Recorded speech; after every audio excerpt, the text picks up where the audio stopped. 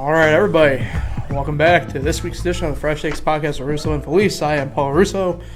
Well, I'll get to today. Across from me, as always, man, myth, legend himself. I don't think I've seen the hoodie yet from you, Nick, but Nick Felice, how you doing today? You know, I'm representing my college today. Cuca College. Yeah, I went to school. Actually, this I got this sweatshirt my freshman year. And that's all I bought from that school. I've already paid them enough. They don't need any more. But anyway, Paul. Makes two of us on that front. I will admit I was wrong.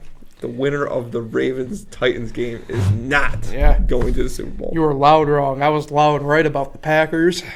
Were you? Yeah. I want to go back to the preview show. Roll the clip. What did you say? I think you might have said last place. We don't have that. I'm almost certain you didn't even have them in the playoffs, but they were one win away from I'm talking about like the game though itself. Oh, I was loud, right? All right. You were. Speaking of being loud. What are you wearing anyway? What is that hat? Oh, so this is the Syracuse Mets for a few games a year. They turn themselves into Syracuse Salt Potatoes. And I love minor league baseball, so this is pretty dope. Take a look at I thought it was a piece of turd at first. That's a salt potato, and then on the back, nice little there we go. There you go. So home is just Syracuse there. So Syracuse Mets. Now they're the Mets, formerly the Chiefs, formerly the Sky Chiefs, formerly the Chiefs. So Tim Tebow's home. Tim Tebow, just shout out Tim Tebow, just got married. To an ex-Miss Universe just last weekend. Mm-hmm. He's a Syracuse Mets legend. Yeah. Legend. Yeah. Speaking of current events, though, obviously the NFL championship, we'll discuss that. May seem like a lot, but each one has amount that we can get to in time. So championship weekend, the NBA and NHL are both at their halfway points. So we'll discuss what's going on there. The Astros fallout continues on. We'll discuss some stuff there. Our Hall of Fame reactions to who got in and who didn't, as well as my reveal of my fictitious vote. You mean the 10 who you would have voted for? Huh? You're going to say the 10 who you would have voted for? I did vote 10, so yes. And, I can't wait. We'll discuss a little bit of Wayne Finger Lakes hoops action going on. But to get you Yankee fans excited, this is a Yankee fan over here in Paul who is not a Derek Jeter fan. I mean, one of you. I'm a fan, but he's not my boy, as every Yankee fan wants to be. He's not high on Derek Jeter. No. But he is a high Yankees fan. Yes. You might want to work on your phrasing, but yes. Excuse me. That will wrap the viewers in. The three people who are watching right now live are here until the end of the show to hear your take. Close on the number there, Nick, but you're wrong. Wait, how many we got? 4. Ooh. Please don't leave. 3. No. But, yeah. This is terrible. It's a tough time. It's 10 p.m. No, I'll say this part now. I think it's fair. The way I associate a lot with my favorite athletes is if I can connect with them in some way, like in terms of, say, like age. Like right now in NASCAR, like my favorite drivers are like Chase Elliott, Ryan Blaney, Bubba Wallace. Like they're all my age. For instance, like Bubba, he's a big big gamer, and that's someone a hobby of mine. I'm not as in depth as him, but it's a hobby of mine that I enjoy. Do you think you're the only Syracuse basketball Yankee fan that doesn't like Melo and Jeter? I don't think I'm the only one, I think there's probably man. We're a very small minority, is my bet. You're special, man. There's a lot of Yankee Syracuse fans. Yeah, but you gotta be the only one that doesn't like both. Yeah. Well, I referenced, I could never connect with Carmelo's game or him personally. I just, I've always felt that Melo played is a very selfish brand of basketball, and that's not something I've been able to connect with. It's going to sound weird, but like favorite player growing up was Shaq, and the reason for that is because grew up on the low post and you kind of mimic. But the guys that I like now currently, like Dwayne Wade, it's going to sound weird at least for you because I know where you stand, but like LeBron, I like. You say that, but LeBron leads the league in assists. So, if the viewers don't know, I am a big LeBron hater. But not to get too far along the line, but you get the idea. One of my favorite football players growing up of all people was Mark Brunell. And my favorite baseball player growing up was Jason Giambi. I could connect with the guy playing a corner who hit for power, was a bigger guy. I've always been rather, big. So that's well put, Paul. It's just I think you're the only one. Yeah. No, like I said, I don't think I'm the only one, but I guarantee that the club of us could probably fit inside this room. Yes. You know what I mean? Yes. With that in mind, speaking of being a hater, I'll move on and get my gloating out of the way here because the Chiefs and 49ers advanced to Super Bowl 54. I kind of alluded to this. I don't think I said it as much on the podcast as I did probably when I was just with you, Nick, and our brothers and hanging out. This past weekend I thought would be the most chalk weekend in terms, excuse me again, of teams advancing and what, excuse me, I'm telling him we'll be battling phlegm this whole episode. It's the Michael Jordan, Paul Russo episode. But in terms of what to expect, I figured this weekend would be very chalk. Chiefs, 49ers would win. They both did. Had a hunch of both games going over. They both did, but I was admittedly a bit frightened of the Chiefs-Titans over-under where it sat at the time. But both games did get over. But I think, the main talking point I want to get to really is sort of a hand-in-hand offensively for both teams. Raheem Mostert's, big day. It was, at least in terms of the national audience, this was his career day. He had a career day last year before he got hurt, and the 49ers rewarded him pretty well. At least both player and team-wise, it was a tremendous deal at the time and still is. But this puts him on the map. Let me pull the exact stats up here so I don't get them wrong. So he had 4 rushing touchdowns. Let's start with that. That's something you don't hear a lot of anymore across, even high school football, all the way through college and the pros, especially in the crunch time games. 220 yards on the ground. He averaged 7.6 yards each touch. That, not to put whatever, but that's video games numbers. That is video game numbers right there. You have to kind of tip your cap to Kyle Shanahan trusting the run enough that they literally were doing effectively what felt like the same play over and over, and the Packers couldn't stop them. Flip side of that around, obviously, at least in terms of winning, would be the Chiefs. That offense simply just rolled. They pretty much, obviously the defense played a key role, but that offense for sure kept Tennessee out of arm's length effectively the whole game. Again, you look at stuff for that team, Mahomes effectively put the team on his back. He was the leading rusher for the team. Passing-wise, 3 touchdowns, 294 through the air. Patrick Mahomes, and this is why I feel like it's a good idea to have the MVP voting done before the start of playoffs, because this would have been a game where I think Mahomes would have been able to flip some votes for him in his favor. Probably still a top 3 vote getter for MVP is my bet, but I don't think he'll win it. But, digressing away from that, Nick, big takeaways from this weekend? Moser, definitely. So I think this guy's been on like 7 teams. 5. Yeah. But a lot of those teams didn't even get a snap on the field. This is crazy. This guy is the real deal. We've seen spurts of him throughout the last couple of years, maybe especially last year with the Niners. And this guy's talented. This guy gets like 7 yards a run, it seemed like, last year when he was getting his carries. He's way better than those other running backs they had, Breida and Coleman. I've never been a big Coleman fan. Him and Freeman, Atlanta, not big fans.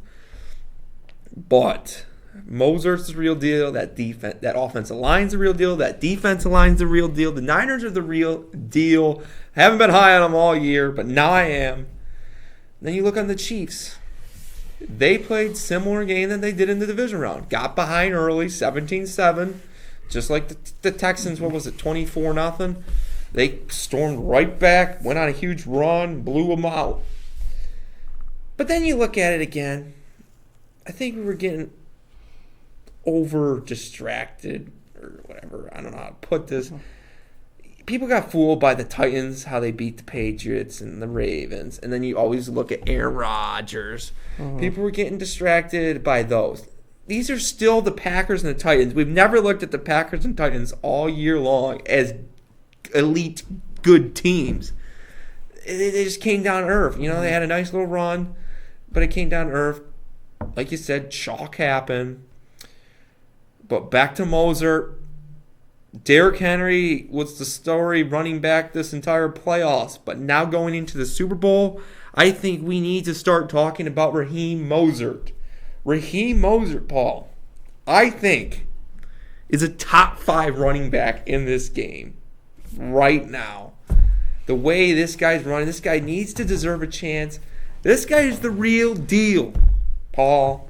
Real deal. And no deal. Taking Raheem Mostert in 40,000. But it wasn't the most exciting championship weekend. I think it'll be more exciting than the Pro Bowl. I can't believe you can bet the Pro Bowl. That's so. Wait, you can? Yes. Oh, God. Yeah, it's like it's like flipping a coin, betting the Pro Bowl. I mean, you can look at it. This team has less replacements than the other team, so they have to be the favorite. But I don't know. I ain't touching that Pro Bowl. But I probably won't even watch the Pro Bowl. I'll probably watch the Pro Bowl dodgeball game before the actual Pro Bowl. A tradition unlike any other. Yeah. You got the dunk contest, you got the home run derby, then you got dodgeball. And then the skills competition hockey. But, taking away from this is going to be a very exciting Super Bowl. Got the best defense in the game versus arguably the best player in the game in Patrick Mahomes. It's kind of hard for me. I know we're not making picks till next week. Even though, well, we don't have to say anything, but we know you won't be here next week. Yes, breaking news. I won't be here next week. So I am making my pick now. Hold on. Let me get to the straightaway. Hold on here. I got this. Nick. I know it's early. Wait, you're our first early big board. Prediction. Nick, who is winning Super Bowl 50? It's hard for me to go against that defense. I am going with the San Francisco 49ers to win the Super Bowl. Wow. 24-17. Yes, Pat Mahomes throws an interception on the final drive. Wow. Of the game at the 1-yard line. Nah, I'm just kidding. It's going to be about the 30, 40 on the Niners side. Niners going to make a big play. Guess who makes the interception? Richard Sherman. Even though I wanted to be Bosa. Moving on. Yep. You said it, but I think it goes without saying the Packers, they got exposed a little bit on Sunday. It's good being right. You're a big Packers hater. Rodgers didn't look good. Who do you hate more, Jeter or the Packers? Or Mello? The Packers. The Packers. But, if you're a Packers fan, I think there's admittedly a little bit of worry knowing that you'll have a first-place schedule next year.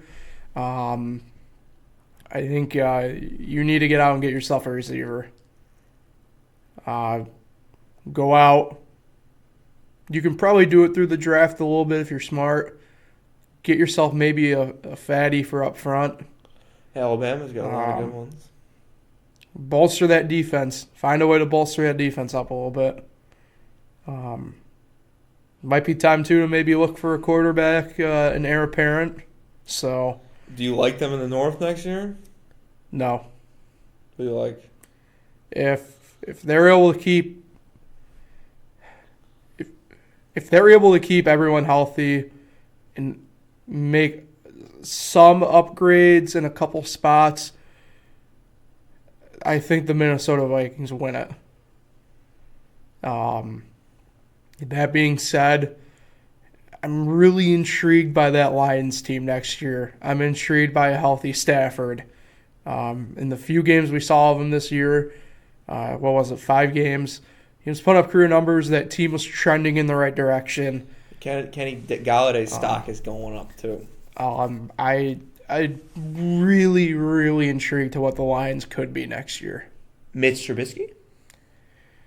I don't think he was the whole problem. I think he was a part of it, but his part was not fully on him either. So the Bears have a shot at, I'd say, a wild card next year if they can. Again, like everybody else, but I for the Bears, they need, I think, work on that offensive line more or less. Now, real quick. Yeah. Do the Titans have to sign Tannehill and Henry? I'd say you give Tannehill like a 2-year deal, and you have to sign Derrick Henry. You have to. I wouldn't put all my stock in Tannehill. I don't know if this was just a flash-in-the-pan type deal. I'd like to imagine not. I do like Tannehill in the game that he has. But knowing his track record, you do have to kind of tread water with it.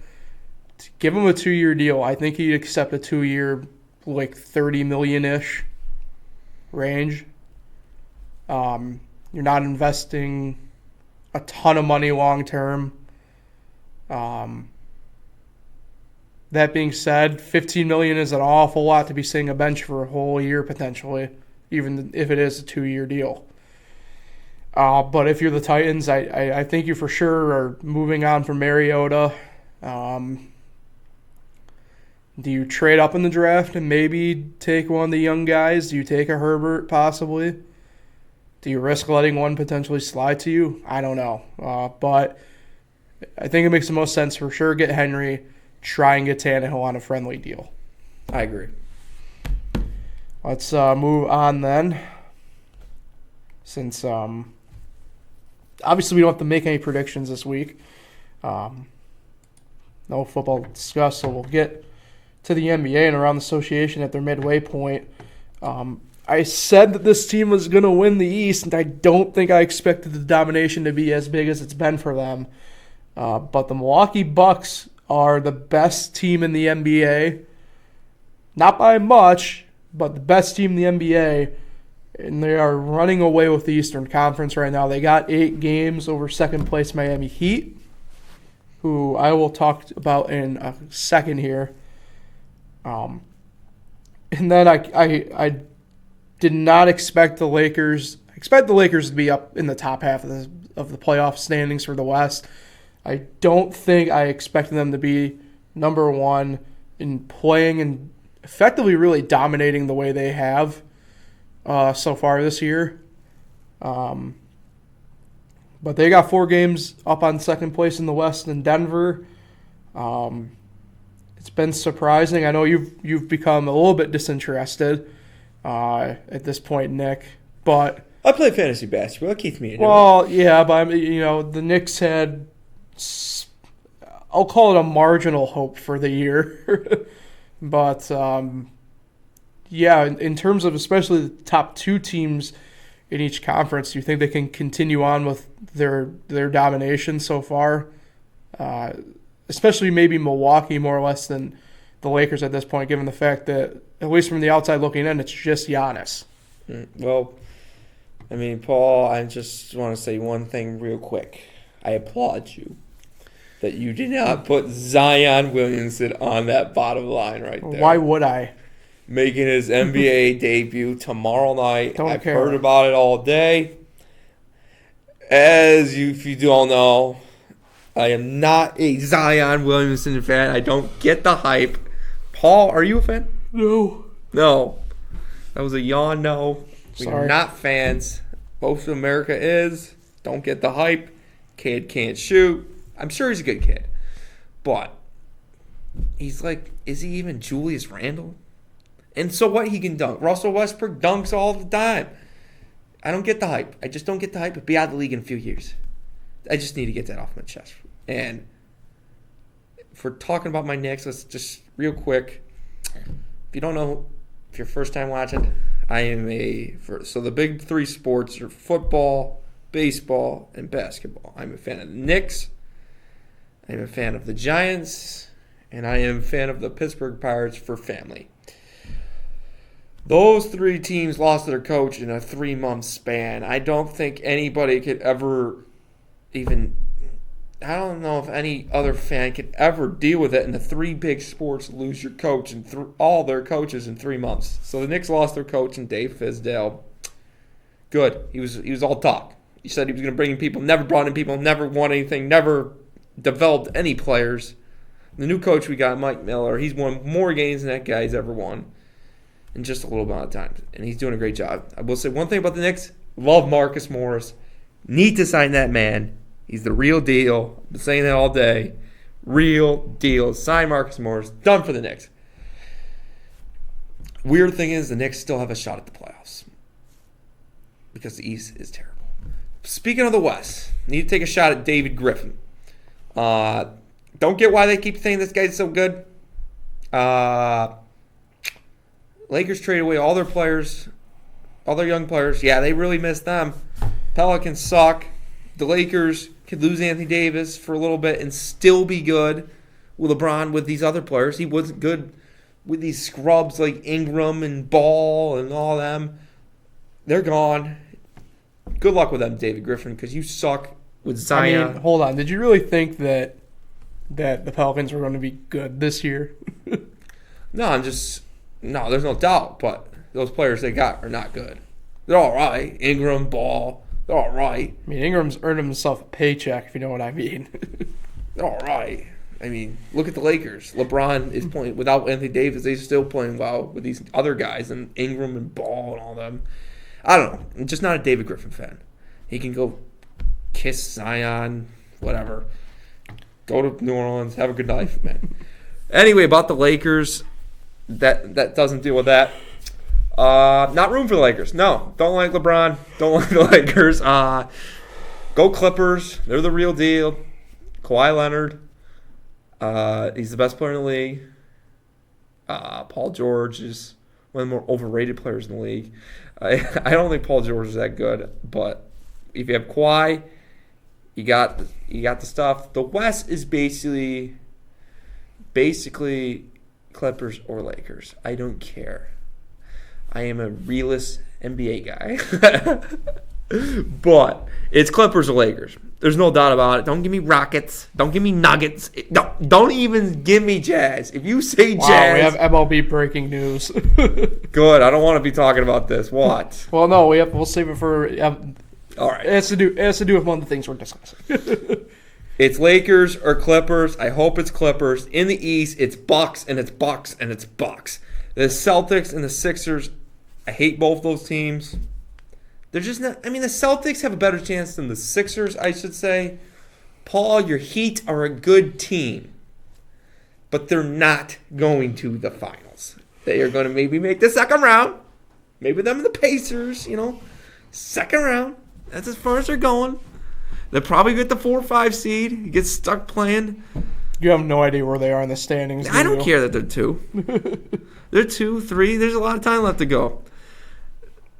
if they get stuck on the same side as the Bucks, they're not going to beat the Bucks. Especially, I don't know. I mean, we'll see. They're a good team. They're like the Nuggets. They're a good team. They just don't have a superstar. I'm sorry. Jimmy Butler is like a Paul George. He's not a superstar. He's a really good player. In the NBA, you need a superstar. If he was wearing a Knicks jersey, he'd be a superstar. No, he wouldn't. Yeah, he would. No, he wouldn't. Yeah. A superstar? No. He's a good player. He's not a superstar. I mean, Jimmy Butler is a solid, good player. He's not going to win you a championship. It's the Bucks and the Clippers is who I think is going to go, and I think it's going to be the Clippers again because Kawhi Leonard is the best player in the NBA. But, you can be the Magic. Orlando Magic, nice team. First round exit. That's my take for the first half. Paul, what's yours? Talk about your Heat. You wanted to talk about them. Well, yeah, they're one of the surprises. That's for sure. That's for sure. They are, definitely. You gotta say, the Thunder have been a surprise. I did not expect them to be as good as they have been. And the Rockets, admittedly, surprising how bad they seem at times. Not sure what the deal is there, but it is what it is. It's Russell Westbrook. Inconsistent Russell Westbrook. Looking ahead, trade deadline is in about 2 weeks. Jeff Teague already got traded. Yeah, Teague's already on the move. Iguodala just had his buyout. Sounds like one of the LA teams will be where he lands. What a bitch. I'm sorry. What? Iguodala, you baby. What the hell just happened there? Iguodala. He's one of those spoiled NBA players that I can't stand. Play for the Memphis Grizzlies, you douche. The Grizzlies didn't want to play him, though. Iguodala. He's going to Lakers figures. I don't know. All right, continue. Okay. And then after that, it's kind of going to get weird. I think Bradley Beal will be on the move. Sounds like him and the Wizards are pretty much on the outs. Him and John aren't getting along? John hasn't played all year. This is actually the organization he's mad at. I think an interesting team to keep an eye on is going to be the Blazers. They've been hurt. They've made a move already. Feels more like a salary dump to kind of help possibly with some buyouts and trades here shortly. But they dumped Kent Bazemore to Sacramento, as well as Anthony Tolliver for Trevor Ariza. And a couple of younger guys who will probably they'll stick in the G League for the year. I don't know if they're going to buy or sell at the deadline. They got a lot of their main pieces hurt right now. McCollum, Collins, Nurkic, they're all hurt. Dame's pretty much out there doing it on his own, a la, Steph Curry before he got hurt. So it'll be interesting to see, I think, what they do. It will be interesting to me to kind of see what the teams on the bubble in the East do. There's about 3 or 4 of them. In my mind, in the Magic, Nets, Pistons, and Bulls. I don't know if they'll completely sell. I don't know if they'll completely go all in for the year. Pistons have been rumored to pretty much be sellers, and yet they've had a little bit of a resurgence during the past week. So it'll be interesting to see. Going over to the other winter sport for the year. The All-Star break for the NHL, they're skating to it. It's this upcoming weekend in St. Louis. St. Louis is doing good. Mainly. Again? Yes. The East is where the action is starting to pick up. Tampa Bay has gone on a tear the past month. Florida's gone on a tear the past month. Carolina has gone on a tear the past month. Things are getting interesting in the East to the point where some of these teams have flip-flop positions. Toronto's been on the skids. Montreal's been on the skids. Boston, interestingly, because they start off so great, they've kind of been able to handle the past 10 for them. Sure, they've been above 500 technically for it, but when you have teams on your rear end that have gone 8-2 and 7-3 in their last 10. It kind of can frighten you a little bit. That being said, it's going to be an interesting battle, specifically in the East. I want to stay there mainly because I think you'll see a lot of the player movement happen there. This ties into Buffalo. I don't want to scare you Sabres fans, but I think you might see some of your veteran players get moved here as we near the NHL's deadline. It will be interesting to me to see kind of what they do when he gets healthy again with Jeff Skinner. I don't know what they'll do with their defense. Their defensemen have kind of been the weakness to me all year. You look at some of their scores, especially recently, a lot of 6-2s, 5-2s, that type of deal. It's not all on goaltending at that point. Your defense has to step in at some point. Your offense has to step up at some point. Unfortunately, I feel like a broken record the past couple of years with them. This year, I didn't buy into it like I did last year with the Sabres. This year, I figured they'd start off hot, which they did, and they've gone flat since. The Sabres got some really good core pieces, obviously, like an Eichel. But you have good defenseman core as well, pieces that I think teams would want if they offer up the right price. Players on the move. The main one I want to talk about is a guy you probably most of you've never heard of. I guarantee, Nick, you've never heard of this guy, but he's been a fun guy to have on my fantasy team. That'd be Jean-Gabriel Pageau of the Ottawa Senators. He's top 15 in scoring this year in the league. He has an extremely friendly contract, $660,000 is his salary for the year. As a Lightning fan, I'd love to have him on the team. I think if you're any team, period, in the NHL, you'd love to have him on your team. He puts the biscuit in the basket, puts pucks on net. He's the guy I think you want. He's a very good guy. He doesn't have a lot of baggage with him. So it'll be interesting to kind of see what goes on there. Nick, Rangers, admittedly, they've had some peak moments in terms of excitement for the future, but they are definitely going to be sellers at the deadline. Sounds like effectively at this point, Chris Kreider is going to be on the move. For you as a Ranger fan, obviously a little Not bit. Zibanejad. Not Zibanejad. I mean, Capco, still have a lot of high hopes in him. Capo Kakko. Mm-hmm. And I still think he's better than Jack Hughes as the two studs that came out in this year's draft. Jack Hughes on the Devils and Capco on the Rangers. But I just want to give a shout-out. I think the Rangers got a bright future. It's just going to be a little bit. But I just want to give a shout-out to Jack Eichel, man. That kid's been a stud. What did he have, like an 18-point streak or something like that? Yeah. He's a star for the Sabres. I wish the Rangers had a star like that. But, Paul, I have a question for you for the NHL. Yes. This is a question and a question, 1A and a 1A. So one question and a 1A question.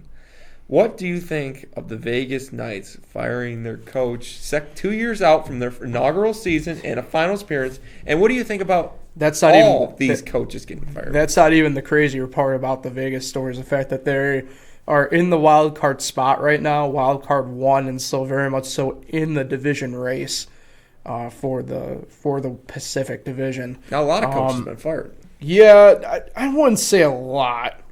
Some of the ones you could kind of see from a little bit of a mile away. Now, didn't one get rehired for another team? Yeah, so that would be the Devils with Hines. They fired him. At the time, it was surprising. Looking back on it, not really. That team has since traded away Taylor Hall to the Coyotes. I think they're going to be sellers at the line. I don't know what pieces teams are going to fully want from them. PK Subban's having a very down year. Wayne Simmons has been very serviceable. It's been quiet though from him as well. So, yeah, I mean, Nashville fired their coach, which is a little bit surprising. So they brought in Hines to coach there. They've enjoyed a nice little resurgence since then. So maybe looking on it, from the outside, maybe there's stuff we didn't know was going on with the Preds in that respect. But, yeah, the Vegas one really surprises you, at least from the outside looking in. They have jumped the spot. They were wild card 2 when they fired their coach. Now they're wild card 1. Doesn't really make a huge difference in the grand scheme of things, but I mean, it poises yourself. You're closer to your division at that point. They'll be. I don't know if they'll be buyers at the deadline. I wouldn't be surprised if they've just kind of stand pat for the year and see what comes of it. Now I've been to Vegas and they're high with their Vegas nights. They love them there. They're at the moment still only pro team. I hear the football team's looking nice though. For the Raiders. Yeah. But anyway, Cooperstown, New York. Well, you were close. We'll discuss the fallout still from the Astros continuing. Cooperstown's close. Because at this point last week, Beltran still had a job. Astros Fan Fest hadn't happened yet. So, yeah, Beltran's out in Queens. Didn't even manage a game. It's going to be one of those trivia questions. Name all the New York Mets managers. Yeah. Oh, yeah, I forgot Beltran. Yeah. Yeah, the fallout now in the managerial sense of things is getting really interesting and weird. The Astros have seemingly jumped all over Dusty Baker. The Mets have yet to make a phone call to Dusty effectively saying, yeah, I mean... Is that the breaking news? No. Oh. Breaking news has to do with the second part of this. Oh. The lack of players owning what happened. Across the feed about 10 minutes ago, the Astros players will be apologizing at spring training. Oh, that changes everything. For what that's worth. Bregman and Altuve, I don't like saying this. I'm a very big proponent of not beating people intentionally. We've had that discussion before, obviously. But what do you think the odds are that Altuve gets the record for in-season hit by pitches? Now you said it was 51? 51. Yeah. I think there's a better chance because they're going to be hit. So they just hitting Bregman and Altuve. They can hit them all. Well, they're not going to hit them all. I'm going to say George Springer leads the team in hit by pitches. Really? Altuve's a small guy. Did you not hear what Altuve said, though, at FanFest? It's going to be hard to hit the little guy. But no, it could be Bregman. It's going to be one of them. Yeah, Paul, I think 51 is in jeopardy this year. I think they're definitely going to lead the league in hit by pitches, which is nice for Pirates and Reds fans because they usually lead that category. But it's going to be someone in the American League West leading that category this year because they play the Astros so many times. Mm-hmm. But, yeah, you don't cheat, man. You don't cheat. You just really don't even know if these guys are good players. I'm sure they're great athletes. Baseball in the blood. But when you have an advantage like that and you're a professional hitter, it's a big advantage. You got a big plus there. It's going to be a lot easier knowing what's coming. And it's really affected some of the pitchers that pitched against them who thought they had good stuff. Have you heard about Marcus Stroman? What he had to say? Mm-hmm. Yes. About how he thought he had some great stuff going against them, and all of a sudden they kept hitting him, and they weren't swinging at some of his sliders. Mm-hmm. He couldn't believe it, but now he knows, and it makes you double think about every Astros game that's happened in the last few years, because you just don't know if they cheated or not.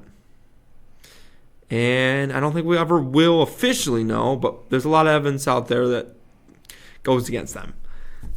And a lot of people don't like the Astros. A lot of people around the league do not like the Astros. Paul, you're one of those people. Can confirm. That doesn't like the Astros. My brother doesn't like the Astros. Your brother don't like the Astros.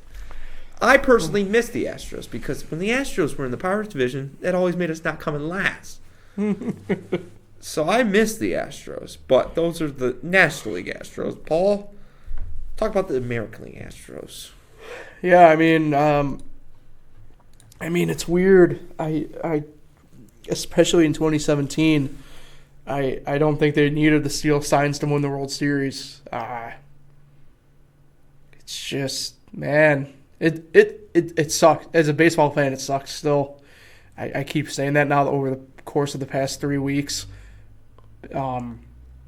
It's kind of astonishing just how widespread now the fallout is.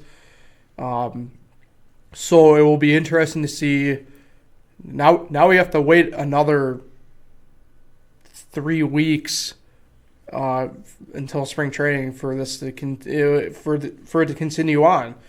Because I'm guessing the players apologizing will be the ones that were in the main involvement of it that are still with the team. So if I had to guess, I'm guessing that's Bregman. I'm guessing that's Altuve. I'm guessing that's going to be Correa. I'm guessing that's going to be Springer. Beltran's going to have to say something. Eventually, but him and Cora have not said anything. Hinch had a statement, presumably written by freaking law assistant at a lawyer's office. Same with Lou now. So yeah, I mean, I don't know. I just don't know with this anymore. If you're an Astros fan, I worry for you. And we haven't even heard about the Red Sox yet. The Red Sox, yeah, that's the part that's interesting to me. I wonder if theirs isn't as deep as we think it is, partially anyway. It'll just be interesting to kind of see. I still am putting money on, at least for the year, the Red Sox probably will roll with Ron Ronicky, who was the bench coach. He was manager of the Brewers, but he was the bench coach last year. For the Red Sox? For the Red Sox. Astros, my gut said Showalter at first. I might have to flip-flop my answer on the Mets in that. Because it sounds like Dusty Baker. I said would be the Mets, but it sounds like that. So I wouldn't be surprised if Showalter's in Queens for the next couple of years. Be interesting, though, to see there. Stick with the baseball. Derek Jeter and Larry Walker elected into the Hall of Fame.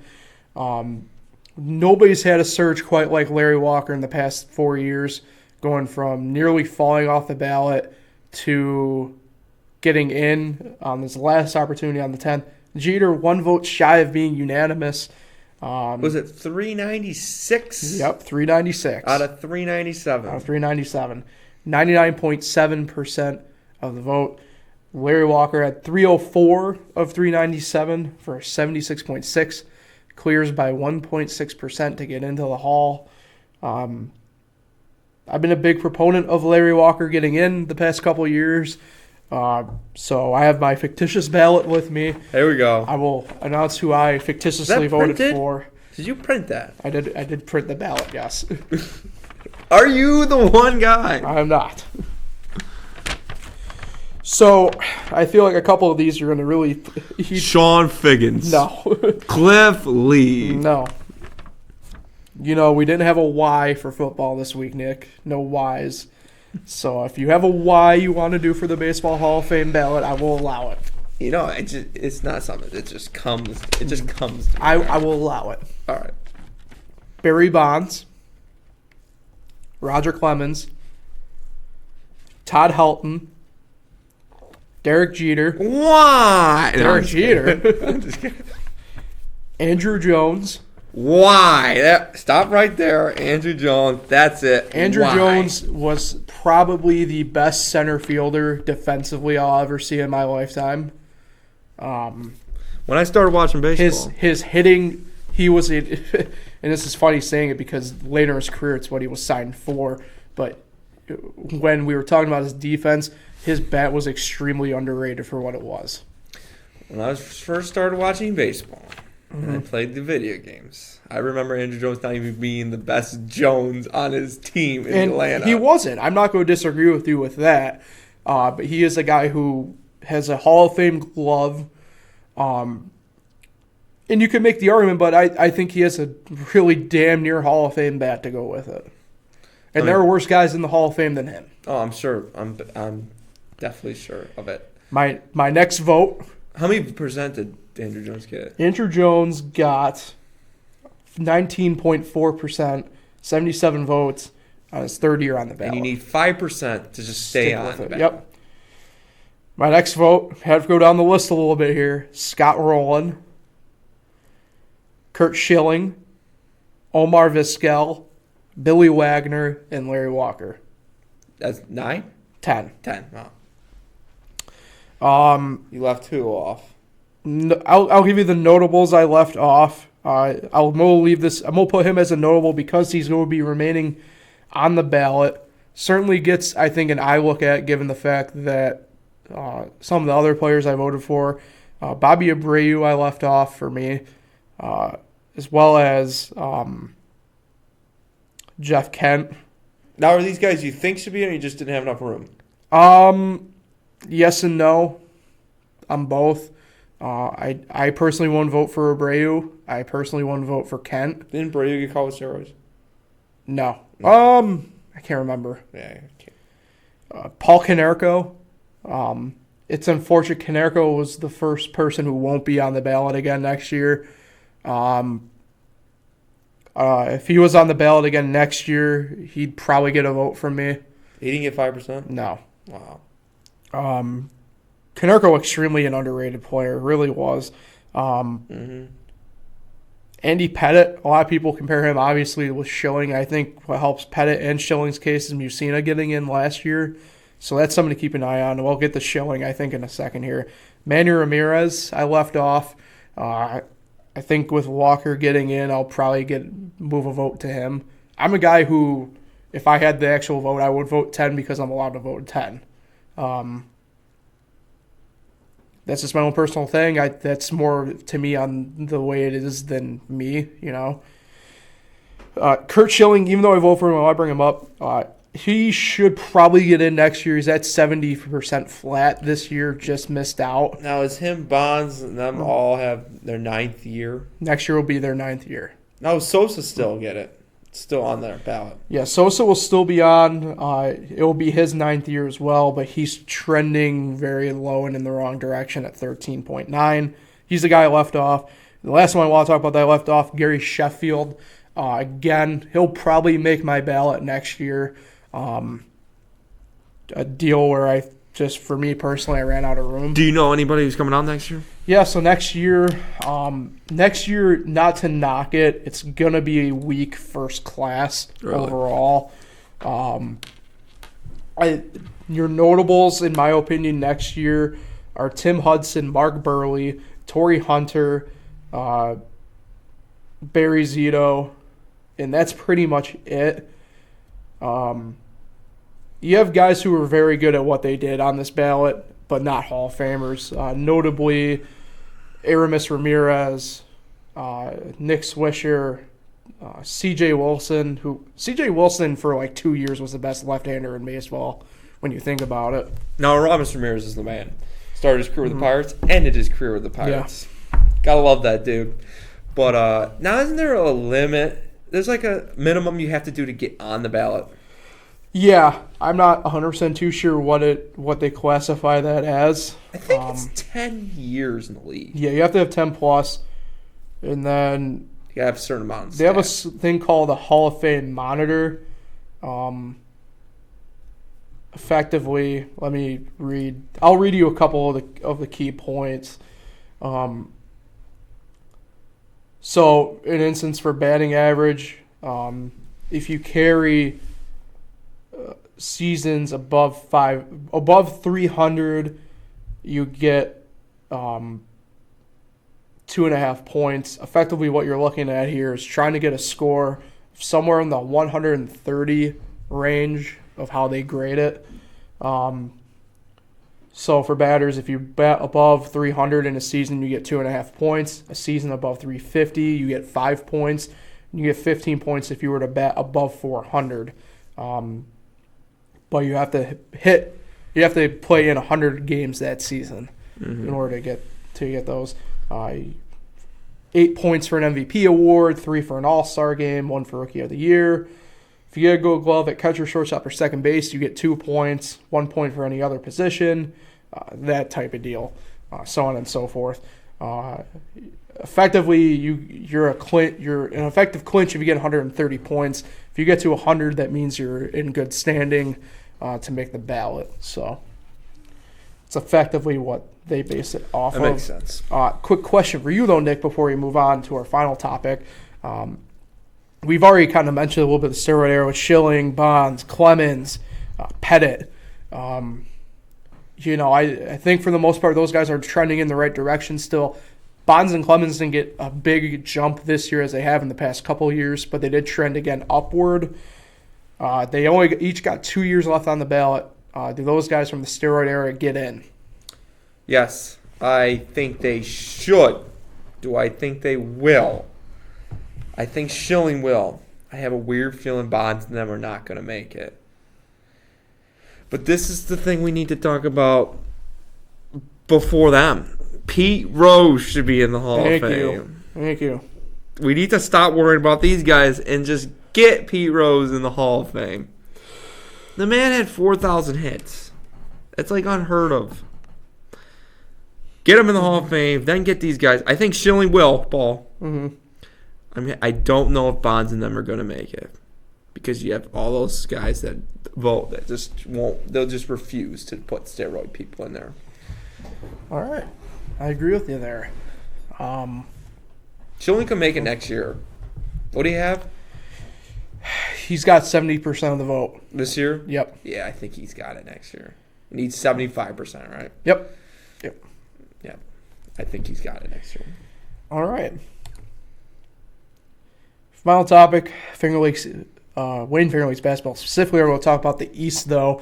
It's heating up over there pretty good. We'll give you a quick rundown, though, where Finger Lakes 1 will be this week. Nate Sharman and Jason Hunt will be live from Red Jacket. Bloomfield taking on the Indians there. It's Thursday at 7:25. They're going live. Video replay to follow later on in the night at about 10:45. Then me and Nick, we're heading to the Eagles Nest in Wayne on Friday night, 7:25. We go live on the radio. Both games on the radio first. For sure, us on the radio only. 7:25 from the Eagles Nest in Wayne. Geneva taking on Wayne. Battle atop the Finger Lakes East. Nick, I'll ask you first before I go with me. What are you looking forward to the most in that game? Oh, well, Paul, I can't pick the game since I'm on the call. But an analyst in this game, I think these are two very good defensive teams. I expect the defense to step up. I'm thinking a low-scoring game here, and I can't make a pick, but I have an idea in my head who I think will win the game. I love to see it play out. If Wayne wins this game, this is essentially for the league title, I think. Waterloo, outside chance. Newark's faded a little bit. I think if Wayne wins this game, they would sweep Geneva. Yeah, I think that would essentially win the league. That's my look at it. I think it's going to be a great game. I can't believe they keep giving us these great games. Yeah, no. We're just the C crew. We keep getting all the best teams. Like, give us mid-legs. Yeah, so the thing with both teams for me that kind of stands out is how well they both play as a team. So it'll be interesting. I think you'll have both teams kind of jump out with different X factors. Obviously Geneva with Junior Martin. I don't think, as a freshman especially, he does a great job of just getting to the basket. And he's got hops, man. That dude flew through the air Friday night on that alley-oop against Waterloo. Flew. I think if Wayne can kind of neutralize him, I think they're going to be in a good spot. Flip the script around a little bit for Wayne. Obviously, I think if they can get their shots going early and often, It's going to help them out tremendously, and I'm looking forward to that. Now, these two teams went to overtime. Yep. First game. And I'm looking forward to seeing that Wayne team again. We haven't seen them in literally a month, at least for us anyway. So I'm really looking forward to see, what Blankenberg and Reynolds and McKenna got going. I'm really looking forward to seeing what Eli Schechtel jumped off the paper for us our first game that we did in Newark. So I think if they can get going offensively and shooting the ball early and often, I think that will hamper Geneva's effort a little bit. And that Geneva team's going to be an interesting spot. I hope, for the sake of our broadcast, I hope Liam Ryan's out there and healthy and playing for Geneva with a shoulder issue, unfortunately. If not, then I really hope he doesn't harm himself in any way, because he's a tremendous athlete, and you just hate to see it. So that's what we got on tap. Any last thoughts for that, Nick? It looked like you wanted to say something. I think Dagger Kerr will make an impact, and Mason Blankenberg has got a chance to be sitting next to us at the end of the game. Again, okay. Mm-hmm. All right. That's what I'll say. Dagger Kerr will make an impact. Mason Blankenberg got a chance to be sitting next to us for the Chichinos player of the game. Nick, I'm going to keep it to you. We're at the end of the podcast, so I'll keep it at you. Who are you shouting out today? I watched FLX Weekly. Great show. Mm-hmm. Not as good as our show, but it's all right. Whoa! I do like Sportsbook Confidential. I watched that one. Kenny's Two Pennies, of course. But John Dragone was on FLX Weekly last week. He gave us a shout-out. I'm giving him one right back. Shout-out John Dragone, our old guidance counselor at Minders Academy. Glad he remembers us. Thanks for watching the show. We do appreciate it. Trust me, we do. That was pretty cool. I was watching. I was like, holy crap, he's going to shout us out. I wasn't expecting it either. No. So we do appreciate that. Again, thanks to everybody for tuning in. If you haven't already, like, share, subscribe. We'll be back. Well, I'll be back next Tuesday anyway. Nick won't be. Niners. That's First Ace Podcast. Russo, Felice. We'll catch you later.